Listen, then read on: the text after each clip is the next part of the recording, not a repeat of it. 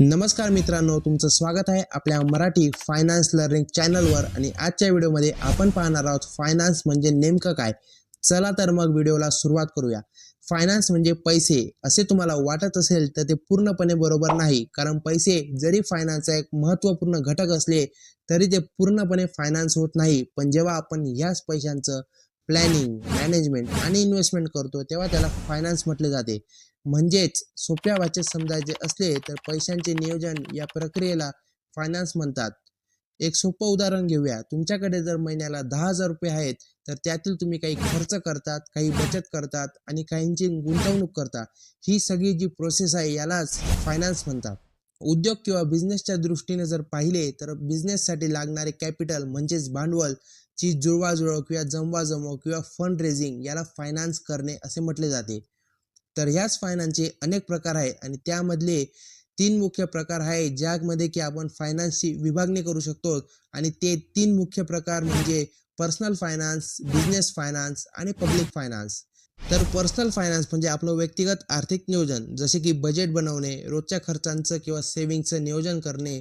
तर एकंदरीत personal finance म्हणजे आपल्या रोजच्या पैशांचं नियोजन करणे, आपल्या रोजच्या दैनंदिन जीवनात फायनान्सचा उपयोग करणे.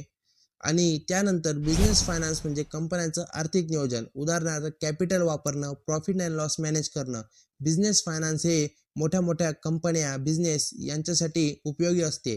आणि तिसरा मुख्य प्रकार आहे पब्लिक फायनान्स, ज्यामध्ये सरकारचं बजेट, टॅक्सेस, सरकारी खर्च इत्यादी गोष्टी येतात. आणि कुठं ना कुठं डायरेक्टली किंवा इनडायरेक्टली हे तिन्ही फायनान्सचे प्रकार आपल्या दैनंदिन आयुष्यावर परिणाम करतात.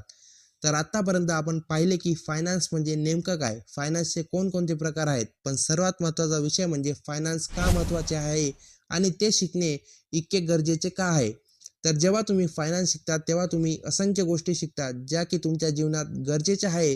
जसे की तुम्ही बजेटिंग करू शकता, तुम्ही भविष्यातील स्वप्नांसाठी आतापासून पैशांचे नियोजन करू शकतात, खर्चांचं आणि सेव्हिंगचं व्यवस्थित नियोजन करू शकतात आणि सर्वात महत्त्वाचं म्हणजे आर्थिकदृष्ट्या इंडिपेंडंट बनू शकता.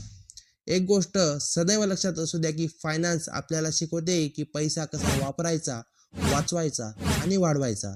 तर या चॅनलवर तुम्हाला फायनान्स बद्दलच्या अनेक गोष्टी शिकायला भेटतील.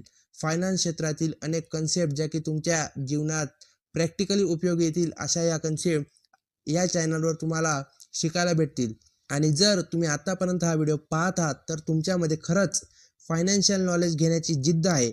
म्हणून आत्ताच आपल्या चॅनलला सबस्क्राईब करा. व्हिडिओ आवडला असेल तर 100% लाईक करा आणि या व्हिडिओला आपल्या मित्रांसोबत, परिवारासोबत शेअर करा. धन्यवाद. भेटूया पुढच्या व्हिडिओमध्ये.